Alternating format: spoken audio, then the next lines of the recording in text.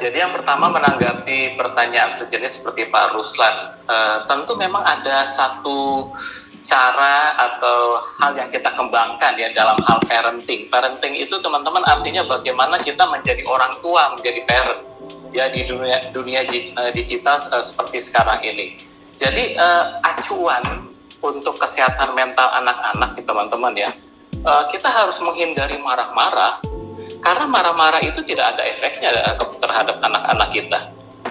Mereka punya pembenarannya sendiri ya. Bayangin Thomas Friedman dan kemudian dalam buku The New Digital Age, Eric Schmidt mengatakan begini, bahwa semua orang tuh sudah menyerap banyak informasi. Itu berarti apa? Generasi Z, generasi milenial, itu orang-orang yang banyak menyerap informasi. Kalau boleh dikatakan banyak anak-anak kita tersebut adalah orang-orang cerdas karena menyerap banyak informasi. Jadi kalau kita cuma sekedar memarahi, itu sebenarnya sia-sia sih.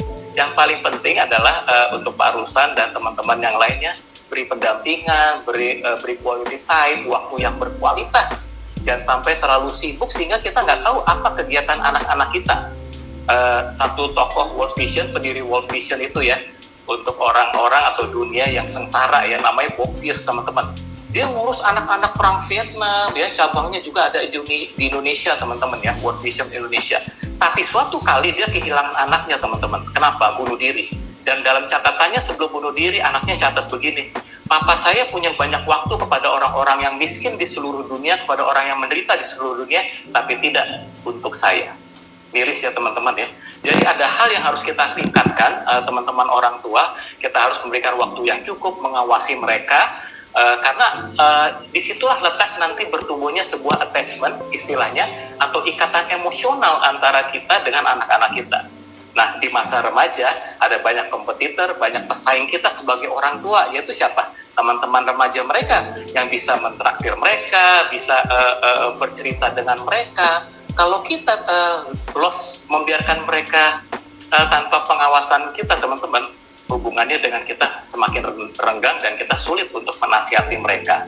Itu yang pertama. Yang kedua saya kira Pak Ruslan dan teman-teman yang lain, yang paling penting adalah menurut aliran behavioristik dalam psikologi perilaku teman-teman ya, perlu dilakukan pembatasan bagaimana mereka bisa dikurangi aksesnya menuju pornografi atau game online. Yaitu apa? Bagi saya yang mudah adalah membatasi kuota.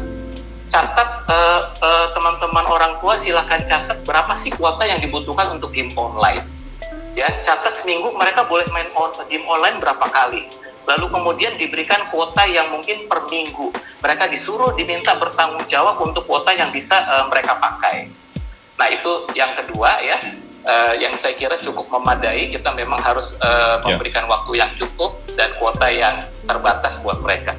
Untuk pertanyaan Mas Givari, tentu saja orang dewasa juga bisa mendapatkan efek negatif ya dalam menonton pornografi. Yang pertama adalah ya, film kesuntingan. Bahkan film yang judulnya ada tulisan begini Mas, based on true story, berdasarkan kisah nyata, itu gak sepenuhnya kisah nyata.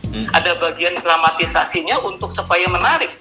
Film porno pun demikian rupa. Hasil suntingan berarti apa? Ada yang ditambah, ada yang digunting untuk supaya menarik, kelihatan sosok pria yang perkasa tahan lama. Padahal gak semua pria harus begitu. Dan itu adalah sebuah kebohongan yang ditularkan lewat film porno. Yang kedua adalah sama seperti bintang film wanita yang bukan bintang film porno. Mereka dipilih yang paling cantik, ya, yang kulitnya paling bagus. Demikian juga dengan bintang film porno. Ditambah lagi teman-teman ya, dalam tayangan high definition ya, TV-TV canggih sekarang, semuanya semakin jelas, semakin bersih tampaknya, sehingga itu tidak bisa membuat kita memiliki penghargaan yang sama dengan tubuh perempuan aslinya. Jangan sampai teman-teman ya, karena sering nonton film porno, pikiran kita akhirnya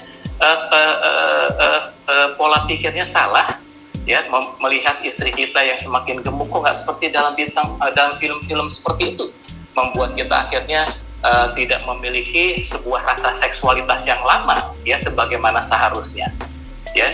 Terus mungkin yang berikut adalah masalah mood dan kebebasan.